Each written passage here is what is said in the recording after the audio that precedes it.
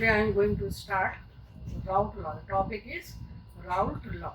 Before starting Raoult law, you should know the meaning of the vapor pressure of liquid. What is vapor pressure? Vapor pressure is the pressure formed by the any liquid in closed container. Suppose this is one closed container and I have taken water. इसमें हमने water ले लिया. अब water क्या होता है आपको पता है, लिक्विड, सारे लिक्विड जो है दे इवापोरेट एट ऑल टेम्परेचर. तो क्लोज कंटेनर वाटर है तो इसमें वाटर जो है इवापोरेशन होगा ही. इसमें तो इवापोरेशन होगा तो हर पॉइंट पर यहाँ पर सरफेस पर वाटर मॉलिक्यूल प्रेजेंट है. तो हर पॉइंट से आपका यहाँ पर ये गैसेस बनेंगी और ऊपर ये जो है गैस यहाँ पर एम्प्टी स्पेस जो कंटेनर के ऊपर है वो कलेक्ट होगी. तो ये जो आपका गैस यहाँ पर कलेक्ट हुई है, वाटर ऊपर कलेक्ट हुआ है, it will create pressure on the wall of the container. तो इस प्रेशर को हम बोलेंगे वेपर प्रेशर ऑफ लिक्विड. अगर वाटर है लिक्विड में, this is the vapour pressure of water. और वाटर यहाँ पर हमने प्योर लिया है, कोई इसमें मिक्सिंग नहीं करी है, तो आपका ये pure vapour pressure of water है. Water vapour pressure of pure water. इसको हम सिंपल इसका कैसे बनाते हैं, पी नॉट. पी नॉट का मतलब vapour pressure of pure liquid. यहाँ पर हमने प्योर वाटर लिया है, तो vapour pressure of pure water is P not. अब हम क्या करेंगे, नेक्स्ट कंटेनर में सपोज इसी हमें वाटर के साथ हमने क्या किया, शुगर भी ले लिया. Sugar plus water. अब ये आपका बन गया सोल्यूशन. अब यहाँ पर मान लीजिए यहाँ तक आपका सोल्यूशन है. अब यहाँ पर इवापोरेशन वाटर का इसके कंपैरिजन में कम होगा. क्यों कम होगा? क्योंकि यहाँ पर की सरफेस पर जो है हर जगह पर वाटर मॉलिक्यूल तो है नहीं, कहीं पर वाटर मॉलिक्यूल है, कहीं पर शुगर मॉलिक्यूल है. तो इसका मतलब कि पहले की अपेक्षा इसमें जो है वाटर की इवापोरेशन के लिए जो है सरफेस एरिया कम हो गया. तो सरफेस एरिया कम हो गया तो इसका वेपोराइजेशन भी कम होगा और जो वेपर्स कम बनेंगे तो इसका यहाँ पर जो प्रेशर क्रिएट होगा वो भी कम होगा. तो यहाँ पे इसका सोल्यूशन आपका है, तो सोल्यूशन का प्रेशर आप कैसे लिखेंगे, PS आप लिख सकते हैं. PS का मतलब PS is the vapour pressure of the solution. ठीक है. और आपने भी क्या समझा कि vapour pressure of solution is less than the vapour pressure of pure liquid. ठीक है. तो कोई भी आप सोल्यूशन लेंगे तो उसका जो है total pressure is always less than the vapour pressure of pure liquid. इसको हम कहते हैं वेपर प्रेशर. तो इसी कॉन्सेप्ट को हम रॉल्ट लॉ में भी यूज होता है. और रॉल्ट लॉ जो है, रॉल्ट एक साइंटिस्ट का नाम है, उसी ने ये लॉ बनाया है सोल्यूशन को लेकर के. दो प्रकार के सोल्यूशन पर ये अप्लाई होता है. पहला है आपका सोल्यूशन ऑफ 2 और more volatile liquid. Second type of solution आपका होगा जिसमें कि एक नॉन वॉलेटाइल होगा, non volatile plus 1 volatile component आपका इसमें होगा. तो सॉल्वेंट आपका वॉलेटाइल लिक्विड हम ले लेते हैं और सॉल्यूट आपका नॉन वॉलेटाइल सॉलिड सब्सटेंस कोई सॉल्यूट ले लेते हैं. तो ये दो प्रकार के सोल्यूशन पर आपका रॉल्ट लॉ अप्लाई होता है. तो एक एक करके हम लोग इसको डिस्कस करते हैं. फर्स्ट है आपका सोल्यूशन ऑफ 2 और मोर नॉन वॉलेटाइल लिक्विड. तो देखिए आपका दो कंटेनर में हमने, एक में आपका लिक्विड ए है, दूसरे में आपका लिक्विड बी है. इस लिक्विड का प्योर वेपर प्रेशर आपका सपोज पी नॉट ए है. मोल फ्रैक्शन सपोज आपका है XA और यहाँ पर आपका प्योर लिक्विड का vapour pressure P nought B है और मोल फ्रैक्शन सपोज आपका XB है. दो अलग अलग लिक्विड हमने ले लिए. अब दोनों को हम आपस में मिक्स कर देंगे तो ये बन जाएगा आपका solution of 2 non volatile liquid. ये आपका सोल्यूशन बन गया. इसमें आपका जो है A प्लस B दो लिक्विड मिक्सअप. अब ये सोल्यूशन बन गया तो सोल्यूशन का वेपर प्रेशर आपका होगा PS. ठीक है. अब according to the Raoult law, vapour pressure of liquid is directly proportional to the mole fraction होता है रॉड लॉ के अकॉर्डिंग। मोल फ्रैक्शन यानी जितना अमाउंट आप लेंगे लिक्विड का उतना ही ज़्यादा वेपर्स क्रिएट होंगे, उतना ज़्यादा जितना ज़्यादा पेपर वेपर्स क्रिएट होंगे उतना ही उसका प्रेशर भी क्रिएट होगा।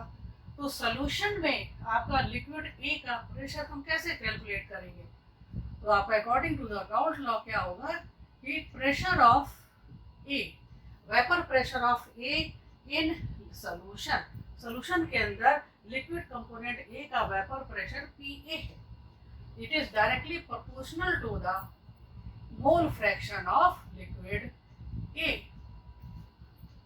अब इसको जब आप ओपन करेंगे तो P A is equal to P not A into X ए।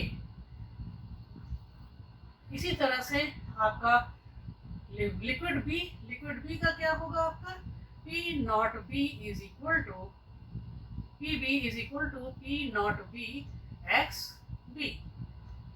और सोल्यूशन के अंदर पी ए पी बी आपका दो अलग अलग लिक्विड अलग अलग प्रेशर क्रिएट कर रहे हैं। और सोल्यूशन में टोटल प्रेशर यानी P S will be equal to, दोनों का इंडिविजुअल प्रेशर हम ऐड कर देंगे, P A plus P B. Now putting the value, P A आपका क्या है P not A X A plus P nought B X B. ठीक है, अब इसमें थोड़ा सा चेंजेस हम और कर सकते हैं कि हम जो है एक्स बी की जगह पर जो है X B is equal to 1 minus X A कर सकते हैं। तो एक्स बी की जगह 1 माइनस हम एक्स ए कर दें तो P S is equal to, या फिर हम पी एक्स बी की जगह पर एक्स ए की जगह पर हम 1 माइनस एक्स बी भी लिख सकते हैं, दोनों चीजें हम कर सकते हैं। तो P S is equal to, हम एक्स ए यूज करते हैं, P not A X A की जगह पर हमने लिख दिया 1 माइनस एक्स बी और plus P nought B X B आपका आ गया। आप देखिए इसमें, इसको आप फर्दर सिंप्लीफाई करिए, P not A minus X B plus P nought B X B. अब एक्स बी अगर हम कॉमन ले लेते हैं, P not A minus X B अगर हम कॉमन ले लेते हैं तो आपका क्या आएगा X B 1 minus P nought B. ये आपका फाइनल एक्सप्रेशन बन गया किसके लिए, for the two volatile liquid. ठीक है, अब एक्सप्रेशन से कुछ कंक्लूजन निकलता है। वो कंक्लूजन क्या है कि total pressure of the solution is dependent on the one of the mole fraction of any one of the component, किसी एक कंपोनेंट का जो है मोल फ्रैक्शन पर डिपेंड करता है।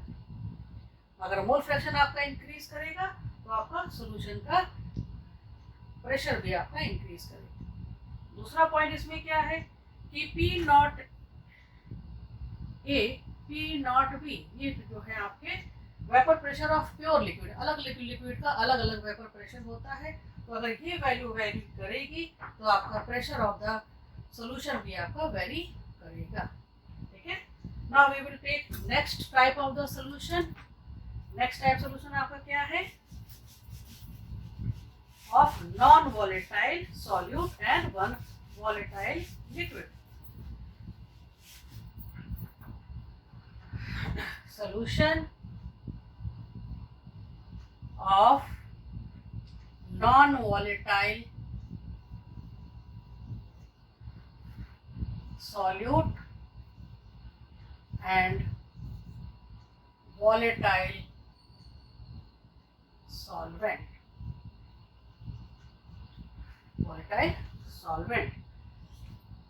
अब इसमें रॉड लॉ हम अप्लाई करते हैं तो देखिए सॉल्यूट के लिए आपका हो जाएगा पी नॉट ए, मान लीजिए ए आपका सॉल्यूट है, उसका vapour pressure P not a और mole fraction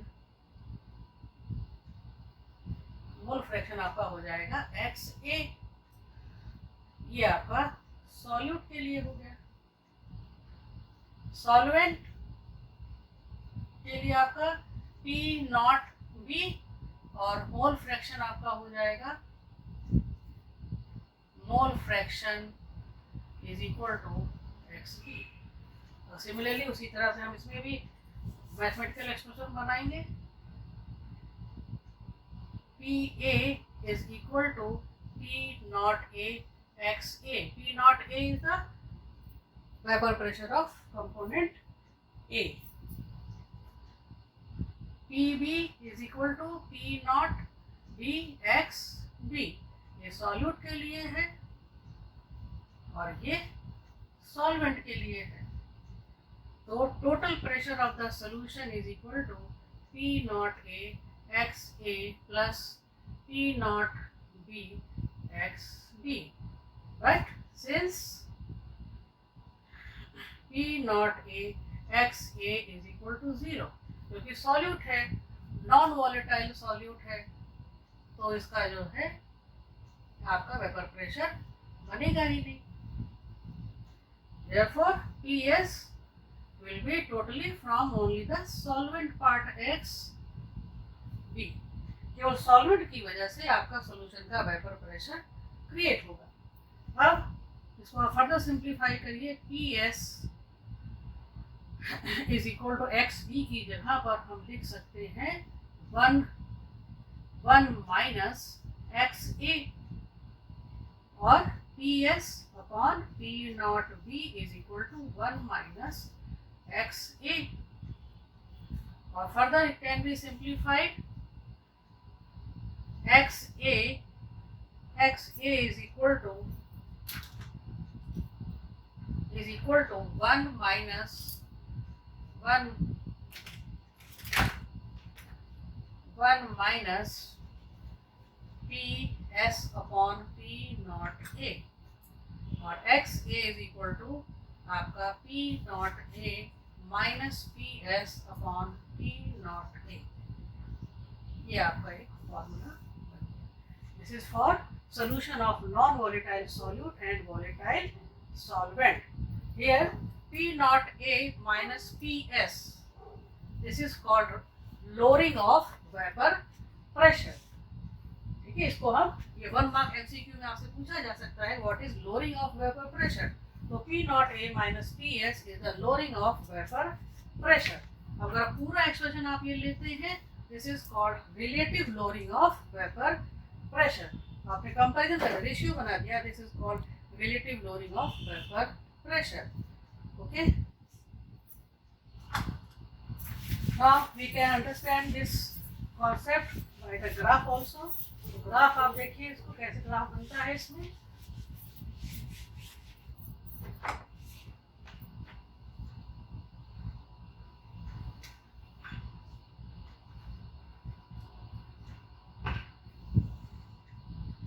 mole fraction and vapour pressure. इस साइड में आपका वेपर प्रेशर है, ये मोल फ्रैक्शन। सपोज मान लीजिए आपका XA यहाँ पर 1 है, तो इसका प्रेशर जो है यहाँ पर आपका P नॉट A होगा और XB यहाँ पर 0। इसका मतलब इस साइड में आपका ये प्योर कंपोनेंट आपका A है। ये हम आपका ले रहे हैं लिक्विड इन लिक्विड के लिए। लिक्विड इन लिक्विड जो दो वोलेटाइल लिक्विड होते हैं उनका हम ग्राफ ड्रॉ कर रहे हैं। एक लिक्विड है आपका XA आपका टोटल 1 है, इसका total vapour pressure P not A है सपोज यहाँ पर। अब धीरे धीरे आप जो है XB आप इंक्रीज कर रहे हैं,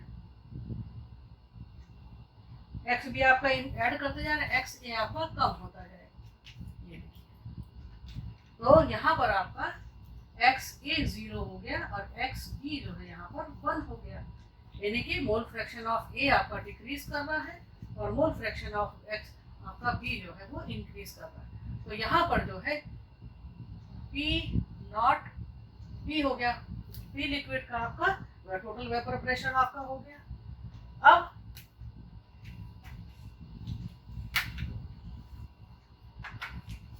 वेपर प्रेशर जैसे आपका मोल A का मोल फ्रैक्शन जैसे कम होगा तो उसका वेपर प्रेशर भी आपका देखिए धीरे धीरे आपका अमाउंट कम हो रहा है, उसका वेपर प्रेशर भी कम हो रहा है। इसी तरह से यहाँ पर भी आपका मोल फ्रैक्शन आपका कम हो रहा है बी कंपोनेंट का, तो उसका भी ग्राफ इस तरह से आपका देखिए